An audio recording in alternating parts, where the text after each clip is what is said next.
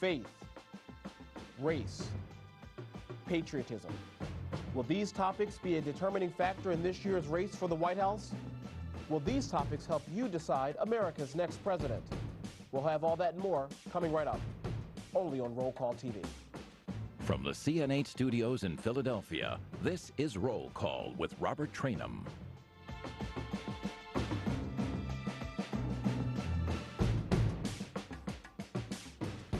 Hello, everyone, and welcome to Roll Call TV. I'm Robert Trainum. Thanks, as always, for joining us for all things political here on CN8, the Comcast network. Well, you heard the open. We're talking today about values, and in the context of this year's presidential race between presidential hopeful Democrat Barack Obama and Republican John McCain. Now, what are values, and depending on what you believe, do they really play a part in this year's race for president? Or maybe the question should be, should they play a part in this year's election overall? Joining me to talk about values and more are Abe Ambrose, Political and Communications Director of the Pennsylvania Democratic Party, and Republican strategist Renee Amore, President of the Amore Group. And via our Washington, D.C. studio, David Drucker, staff writer for Roll Call newspaper. Everyone, welcome to the show. Thanks for having me. Good to be here. Renee, let me start off with you. Do you believe that race is going to play a major part in this year's presidential race for the obvious reason that Barack Obama is the first person to run for president to win, as of color, to win a party's nomination for president? Absolutely. It started in the primary with the Clintons. As far as, they were concerned, there was some race issues. And then it went on. And as you can see, there's been television shows, Black in America, people talking about race, how Obama's going to play out. There's been an issue in the African-American community with Jesse Jackson around, is, Obama really, black enough? And so you could go on and on and on. The Democrats are really playing the race card, and it's really not harmonious. People really having some issues with it, where the Republicans, we're just letting it play out, but it is a definite issue, and Abe is definitely going to have a problem there.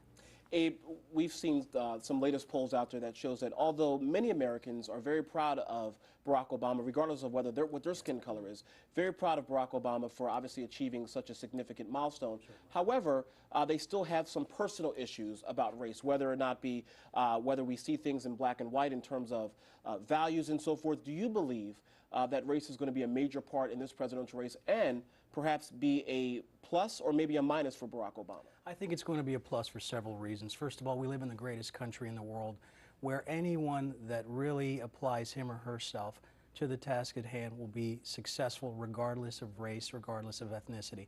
So I think we have to get that out on the table. We have to look at this as a positive thing for all of us in America. It's a very constructive dialogue, a very healthy dialogue as well. And we're excited about the fact that we're going to be looking at the first African-American president of the United States, which shows just how far this country has come. And yes, getting it out on the table and talking about it is extraordinarily positive. It's very healthy for the American psyche here in the United States. David Drucker, obviously Senator Obama is the only African-American in the United States Senate.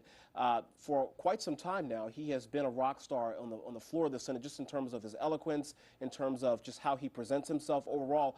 What are you hearing in Washington, D.C.? I mean, do you believe that Senator Obama's colleagues, both on the Republican side as well as on the Democratic side, do they believe that race is going to be an issue in this year's presidential race? Well, I think both sides feel that it'll be a factor, but how much of a factor, I think we still don't know, and I think most people around Capitol Hill are sort of waiting to see. There are several people that believe that no matter what white people say in the South, most of them will not vote for a black man for president. But you can talk to another group of people who believe that the country is definitely ready to vote for a black man for president. I personally believe the country is ready to vote for a black man for president. Most of the focus when it comes to Barack Obama has been on his policy positions, where he wants to take the country, and not on his race. The only time race, in fact, has been a factor in this campaign is when it had to do with certain people that Barack Obama has been associated with in his career prior to getting to the Senate. And even then, that wasn't an exclusively a racial factor. It was also a religious factor. And so I really think his race is going to end up being a moot point. People will vote for him if they believe in him and agree with him. They won't if they don't feel they can trust him to be president. Let's transition for a few moments and talk about Senator Obama's family overall. Because, it's pretty interesting because Senator Obama, as David had mentioned for a few moments ago, really does not run on race. If you take a look at some previous African Americans that have run for office, whether it be Shirley Chisholm back in 1972, a congresswoman from Texas, Jesse Jackson, who ran in '84 and '88, and also to a certain degree another senator from Illinois, that was Karen Mosley Braun, who ran back in 1992 very briefly. They ran as a race candidate, but Senator Obama is choosing not to do so, and I would make the argument very smartly so. But when it comes to his family, one can make the argument that Michelle Obama, his wife, is somewhat more of a how should I phrase it, a little bit more ethnic or a little bit more vocal about her personal beliefs in terms of race and so forth.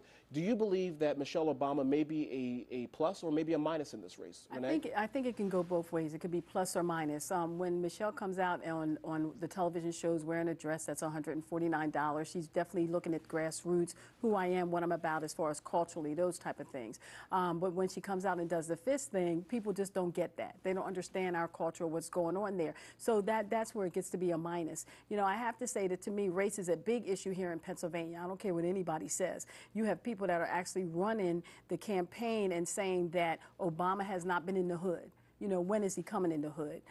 Those type of things. So it's a strong issue here. The African-American women are talking about, is Michelle not just going to go to Radnor? Is she going to come into West Philadelphia, North Philadelphia, and really have something for women, you know, the ethnic women in particular? So it's definitely an issue. It could be a plus if they come here and do some positive things in our community, and it could be a minus if they don't relate, and if people don't feel like they're relating as far as African-Americans to the African-American community. You've had issues with the Muslim community, the Jewish community. I could go on and on. It's definitely an issue in Pennsylvania. Abe, we talked a few moments ago about race in the context of African-American and so forth. Let's talk a little bit about immigration. Do you believe that immigration, specifically in the state of Pennsylvania, but also nationally all across this country, do you believe that's going to be a major race issue in this presidential race? I think it has the potential to be very explosive in the fall, and I think that we really do need to talk about that further. Here in Pennsylvania, as you know, there was an ordinance in the city of Hazleton that was rendered unconstitutional, which basically said that the local authority would be responsible for immigration, which is absolute nonsense. And it's astonishing to me how Mayor Barletta continues to get away with that argument and really continue to campaign on the backs of poor brown people, which I think is absolutely reprehensible.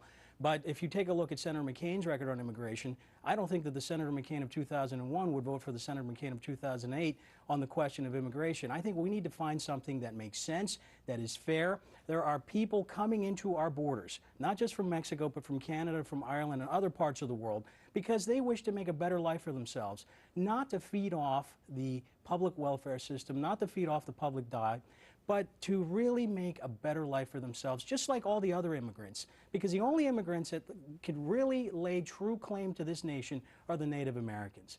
And everyone else needs to understand that immigration is a serious problem, serious issue, but it has to be treated with fairness, because these are the folks that are contributing, these are the folks that are performing the tasks that no one else wishes to perform, and they're doing it to raise their families and provide a better future for them. David, back in 2001, Senator John McCain had a specific stance, if you will, on immigration. He said that there should be a path to citizenship. He said that we have to be very, very careful. We meaning the Republicans out there have to be very, very careful in terms of how do we talk to immigrants out there so that we do not be seen as xenophobic.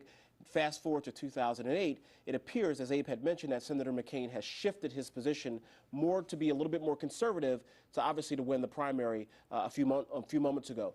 Do you believe that immigration very quickly is going to be a major topic in this year's presidential race? No, I don't think really anybody wants to address it. I think if you look at the Latino voting community, most of them are going to vote Democratic. George W. Bush did extremely well with them in 2004. I don't know that John McCain will equal that, and I definitely don't think he'll surpass that because of where Republicans ended up on the immigration debate over the past few years. But I think by John McCain winning the Republican primary, it put all of those Republicans who had argued that closing the borders and dealing with citizenship later, that said that that was the way things had to be, it showed that those people were wrong in terms of the voters, because even Republicans ended up rejecting those candidates who took the hardest line on illegal immigration in the Republican primary. And nobody's going to want to talk about a solution between now and Election Day because it's just too tough politically to deal with. Do you agree with I that, agree Renee, with very David quickly? 100%. I agree with him 100%. We're not going to touch it, you know, so it's on you, Abe, to do what you need to do. Abe, your response? I think it's a tremendous opportunity to bring other people into the fold, because that is our nature as an inclusive party. Okay, very much. Well, we heard about all that about race and some politics in the state of Pennsylvania and, of course, around the country. But more on our talk about values in this presidential race, including our panelists answering the question, in this day and age, do you really need to wear a flag pin on your lapel if you're a male to prove that you're a patriot? Could this sway your opinion as to whether or not you would vote for that person? More on this talk and more coming right up in 3 minutes. We'll be right back.